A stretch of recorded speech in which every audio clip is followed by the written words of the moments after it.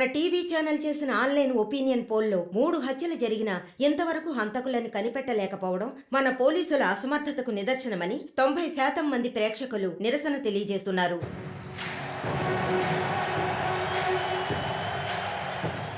ప్రముఖ communist Shivanand, doctor Ramya, advocate Vishnu ఇలా వరుసగా హత్యలు జరుగుతున్నాయి. దీని గురించి ఒక అడ్వకేట్ గా మీ ఒపీనియన్ ఏంటో చెప్పండి. సార్, ఎవరో ఒకడు ముఖ్యమైన వ్యక్తుల్ని వరుసగా చంపుకుంటూ వస్తున్నాడు. ఇది కనిపెట్టడానికి మన వాళ్ళెవరికి దమ్ము లేదు.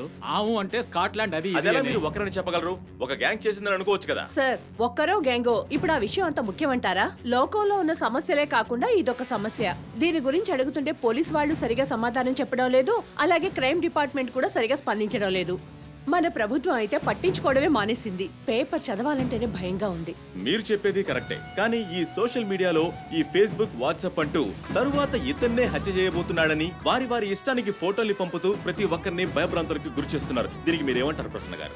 అన్ని టీవీలో నేనే మాట్లాడుతున్నానని, నన్నే చంపాలని, నన్నే ట్యాగ్ చేసి ట్వీట్ చేస్తున్నారు మీరొకరు. సోషల్ మీడియాలో వచ్చే వార్తల్ని మనం సీరియస్గా తీసుకుంటే బ్రతకడం చాలా కష్టం సార్.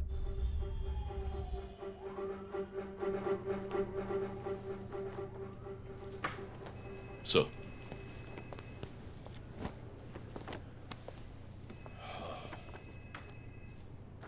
రంజిత్, వాడి నెక్స్ట్ టార్గెట్ నువ్వే అని ఎలా చెప్పగలుగుతున్నావు? డాక్టర్ రమ్య ఫారెన్సిక్ పెథాలజిస్ట్గా వర్క్ చేయగా లాయర్ విష్ణు ఎవిడెన్స్ని అప్రూవ్ చేసిన కేస్, నేను ఇన్వెస్టిగేట్ చేసిన కేస్, క్యాథరిన్ ఎమాన్యువల్. ఆ కేసు మన బ్రాంచ్కి మెయిన్గా అసైన్ అవ్వడానికి కారణం శివానంద్ కేసు వేసి పోరాటం చేయడమే. యా యా యా ఇమాన్యువల్, అతని భార్య architect couple. Exactly sir. Yeah, బాగా డబ్బున్న వాళ్ళు. క్యాథరిన్ వాళ్ళ ఒక్కగానొక అమ్మాయి. సంతోషమైన కుటుంబం.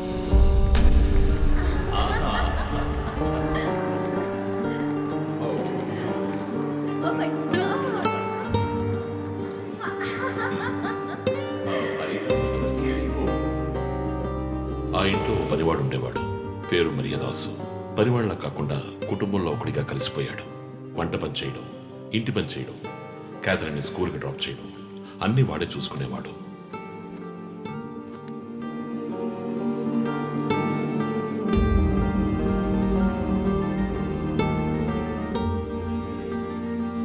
Mummy, look what I want. Oh, good. I have to go. Bye. Good show, Kathy. Keep it up.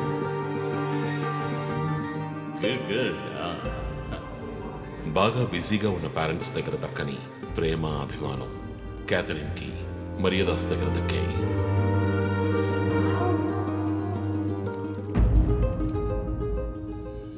కానీ ఒక్క రాత్రిలో ఆ కుటుంబం చిన్నాభిన్నమైపోయింది.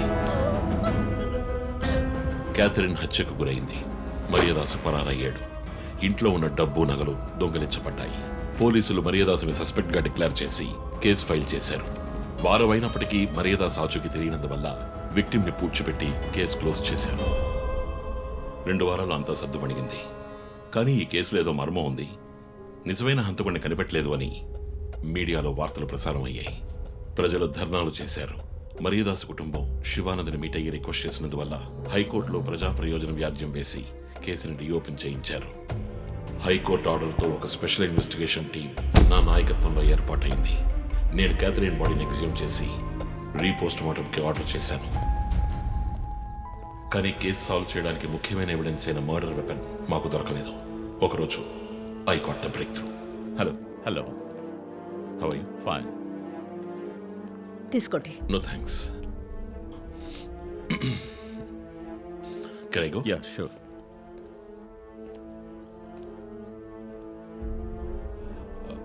ఓ, మీరు గోల్ఫ్ ప్లేయరా? Yes sir. ఏ క్లబ్లో ఆడుతున్నారు? గచ్చిబౌలి క్లబ్లో. నేను race club player, just beginner. మీ అంత కాదులేండి. అడిగిన ప్రశ్నలకు మాత్రం ముక్తసరిగా సమాధానం చెప్పారు. కూతుర్ని పోగొట్టుకున్న దుఃఖంలో ఉన్నారని నేను పెద్దగా పట్టించుకోలేదు. అప్పుడే ఒక విషయం గమనించాను. ఒక గోల్ఫ్ కిట్లో 16 క్లబ్బులుంటాయి. అన్నీ ఇంచుమించు ఒకేలాగుంటాయి. ఒకే ఒక్క క్లబ్ తప్ప, అదే పట్టర్. హోల్ దగ్గరున్న బంతిని కొట్టడానికి యూజ్ చేసే క్లబ్. ఇమాన్యువల్ దగ్గరున్న కిట్లో ఆ పట్టర్ కొత్తదిగా ఉంది. క్యాడీ దగ్గర మాట్లాడిన దాన్ని బట్టి ఇమాన్యువల్ హత్య జరిగిన 2 వారాల తర్వాత ఒకే ఒక్కసారి మాత్రం గాల్ఫ్ ఆడడానికి వచ్చినట్టుగా తెలిసింది.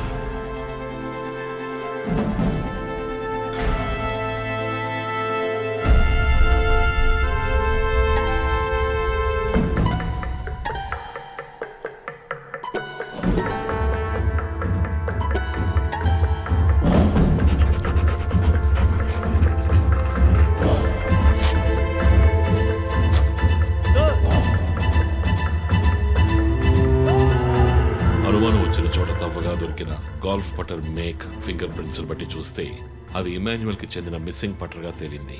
ఫోరెన్సిక్ ల్యాబ్ ఎగ్జామినేషన్ లో మేము వెతుకుతున్న మర్డర్ వెపన్ అదేనని నిర్ధారణ అయింది.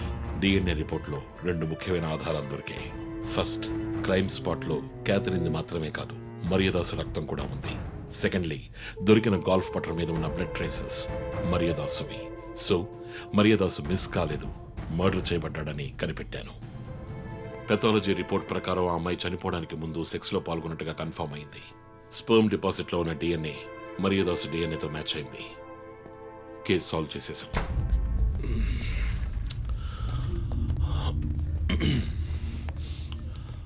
పోస్ట్ మార్టం రిపోర్ట్ ప్రకారం మరియదాసే ముందు చనిపోయాడు, ఆ తర్వాతే మీ అమ్మాయి.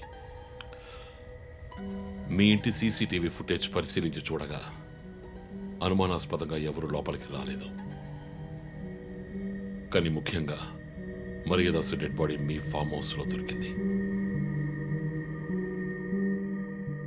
పార్టీ క్యాన్సిల్ అయితే ముందే చెప్పకర్లా, బిగ్ వేస్ట్ ఆఫ్ టైం. ఛ కొత్త కార్లో టెస్ట్ డ్రైవ్ వెళ్ళామనుకుంటే పోలా. ఆ,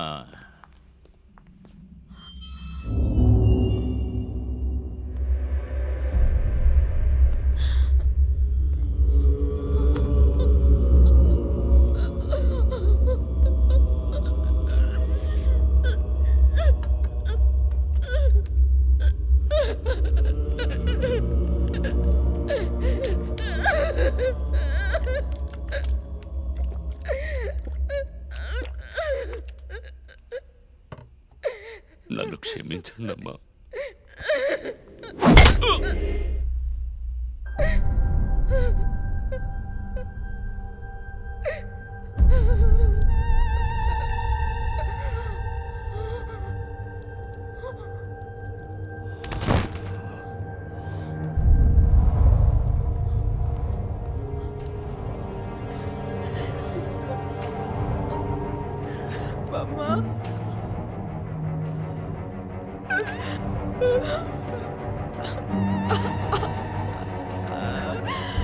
Why did you do this, Papa? Why?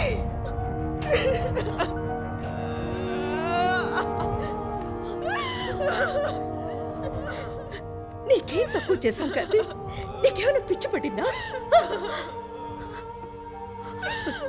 చూడు, నువ్వు చిన్న పిల్లవి, నీ మంచి కోసమే చెప్తున్నాను. అంతా మేము చూసుకుంటాం.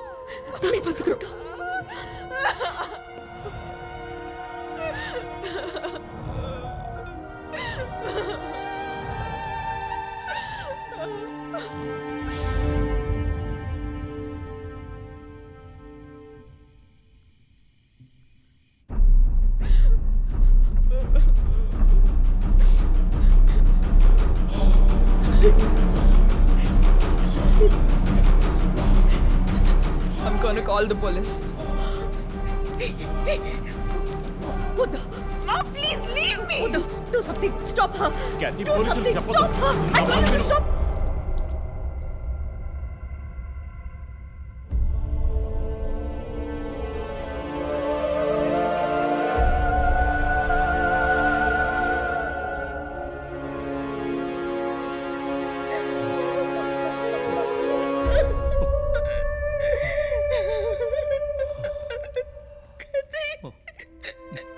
ఇమాన్యువల్ సొసైటీలో చాలా గొప్ప వ్యక్తి, హైలీ ఇన్ఫ్లుయెన్షియల్. ఆ హత్యని కవరప్ చేసి క్రైమ్ సీన్ క్లీన్ చేసేశారు. డబ్బు నగలు దొంగలించబడి క్యాథరిన్ హత్య చేయబడిందని కేసు క్లోజ్ చేసేశారు.